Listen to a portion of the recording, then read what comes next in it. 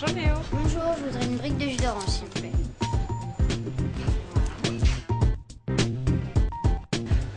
Je crois qu'il est pas bon ton billet. Ah bon? Merci quand même. Bonne journée.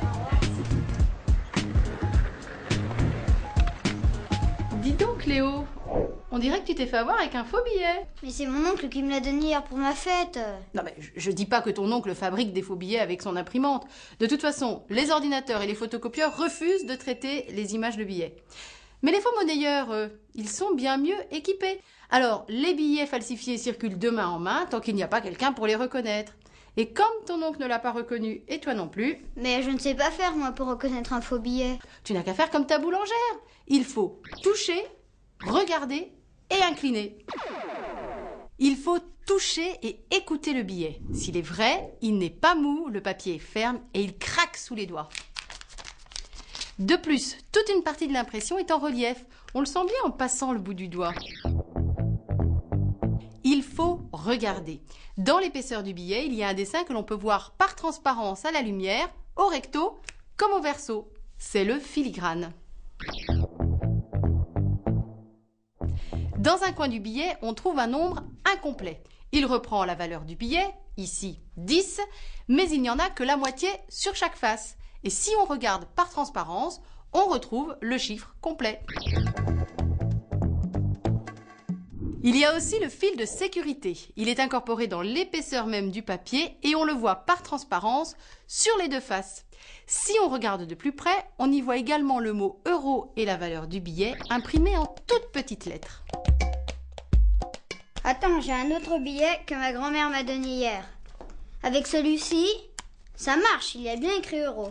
C'est bien, mais ce n'est pas tout. Il faut aussi incliner le billet, c'est même l'examen le plus rapide. Si on regarde le dos d'un billet de 50, 100, 200 ou 500 euros, et si on l'incline, on voit le chiffre qui indique sa valeur sur fond blanc changer de couleur. C'est une encre à couleur changeante.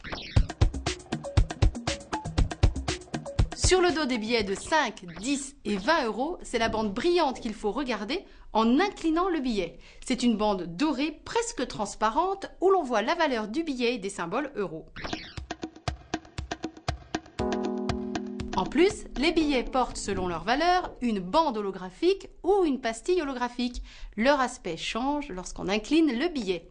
Sur les bandes holographiques, on voit tour à tour le symbole euro et la valeur du billet en chiffres. Sur les pastilles holographiques, on voit tour à tour la valeur en chiffres et un dessin de portail ou de fenêtre. Dans la pastille ou dans la bande holographique, on peut aussi chercher les perforations. Si on regarde le billet par transparence, on peut voir des tout petits trous qui forment le symbole de l'euro et des chiffres indiquant la valeur du billet. C'est le seul signe pour lequel on peut avoir besoin d'une loupe. Moi, je le vois très bien comme ça. Mais tout le monde n'a peut-être pas d'aussi bons yeux que toi. Mais pour les autres signes de sécurité, on peut les voir à l'œil nu et sans aucun appareil. L'important, c'est de regarder plusieurs signes de sécurité. Les faux monnayeurs peuvent arriver à en reproduire plus ou moins certains, mais jamais tous et jamais parfaitement. Tant qu'on a un doute sur un signe, il faut continuer à regarder tous les autres. Alors, c'est à chacun de nous de faire attention, même si les faux billets sont rares. Parce que comme dit ta boulangère, vérifiez vos billets, c'est monnaie courante. Celui-là, il est bon. Hein.